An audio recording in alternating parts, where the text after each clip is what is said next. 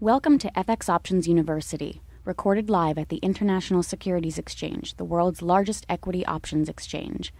Join the industry's top trading professionals as they provide insight and strategies for trading in the currency markets using FX options. FX options are a low-risk alternative to hedging currency moves in any market condition. Okay, other key points really in terms of the fundamentals.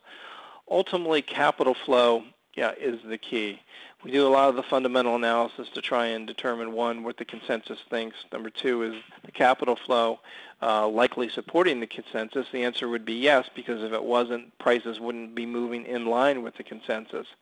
But ultimately, sometimes the fundamentals get kind of odd in terms of, especially in the shorter time frames you get in. The best example of this, I think an example is best to explain this.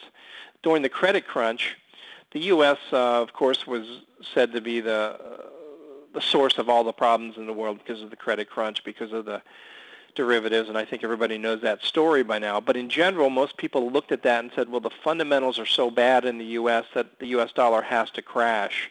But what happened was the capital flow underneath the surface really changed the game, which was quite different from the headline fundamentals. Sure, the U.S. Was in terrible shape and the headlines were awful during the credit crunch, but in terms of a capital flow basis, because the U.S. dollar is unique as a world reserve currency, and because the U.S. capital markets are unique because they're so deep, capital had to flow back into the U.S. As all these major players in the world needed a place to hide and store money, and therefore the U.S. dollar rallied. So be careful.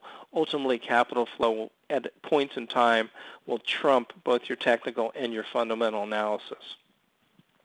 Also keep in mind, fundamentals can be very short-lived. 1 week we can think one thing, and the next week we can think another. So, we have to be careful there. Just because we call them fundamental analysis doesn't necessarily mean that they're any more important than technical analysis or any more valid, because things change very, very quickly. Monetary policy changes, risk appetite in the world changes, especially now. Events can change quickly. But in general, if we continue to keep our focus on interest rates and longer-term economic growth, I think we can focus on fundamentals that aren't so short-lived. But keep in mind, this can change quickly too. As I said, actually as I didn't say, one of the things you have to remember is fundamentals, and the reason these things change is fundamentals and price form a feedback loop. And let me explain that a bit. Rising prices tend to lead to what's believed as stronger fundamentals, because rising prices in markets tend to increase the collateral value, underlying collateral value for loans. More loans tend to lead to more rising prices. Rising prices tend to create higher collateral values. It's the same thing on the downside. Falling prices tend to reduce collateral values. Banks call in loans because the collateral has fallen. People take money off the table in order to support the collateral. Prices falling further push fundamental values down because of collateral. So you have that constant feedback loop, prices and fundamentals, and it's very much apparent in the currency markets. You tend to see it on a longer-term basis, and this is something people don't think about, is currency markets really play that role as really kind of a global cleansing event. You see the dollar index, it moves in these long-term, trends like this. And of course, what this does, the dollar gets too high, of course it gets too low, like everything does. But in the currency markets, because currencies price real values on all goods in the world, when the U.S. dollar starts to get very, very low, and people are afraid of it, guess what happens? All of a sudden, the U.S. assets start to look very, very cheap. So if you're a major player in the international world, and you've seen the dollar falling down during bad economic times, it has pushed real asset prices down because of the economics, and they push down even further because of a falling currency. Pretty soon they get so cheap that people start pecking at them, start buying, and that's when so currencies play that role. They play that pressure valve in a longer-term basis, of creating overvaluation and undervaluation, and investors start to come in, peck at U.S. assets. We start to see longer-term fundamental direct, FDI flow because it says, hey, assets are so cheap and they have a longer-term time frame. Currency starts up, then maybe the hot money flow starts to come in, and all of a sudden there's expectations of interest rates being hiked, and then you see that self-reinforcing process on the upside. So always keep in mind there's a fundamental feedback loop, fundamental and price feedback loop in the currency world. One other thing, and I think people miss this, and especially for U.S. investors, because we're not used to trading currencies, having to buy other currencies when we move across borders and that type of thing.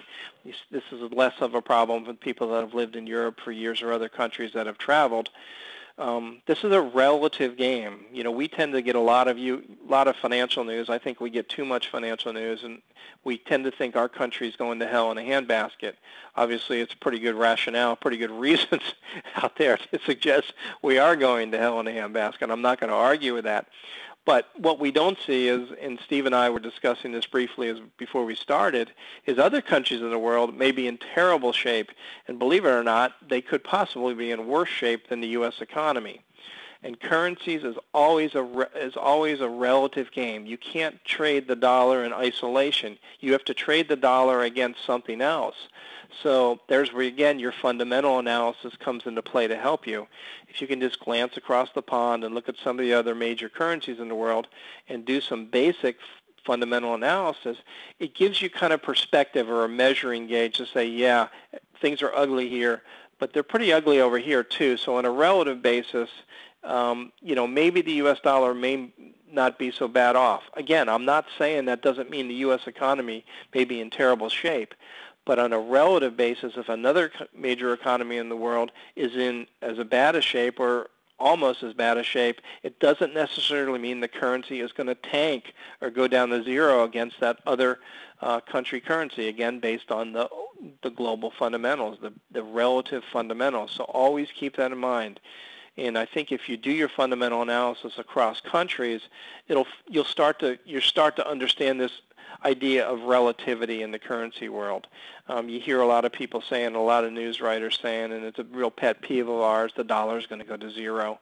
The dollar is going to go away in 2 years, 5 years, 10 years. I mean, it's just total nonsense, and they do this to sell newsletters and things. The reality is that the dollar is the world reserve currency, and it doesn't just disappear in 2 years, 5 years, 10 years. The U.S. dollar will rally again. The U.S. dollar will rally again when the U.S. gets its economic house in order and the Fed starts raising interest rates. It's as simple as that. But who knows how long that takes? Do we go into another bear market? Maybe. Do we go a lot lower? Could be. But is the dollar going to go away? No. If the dollar goes away, guess what?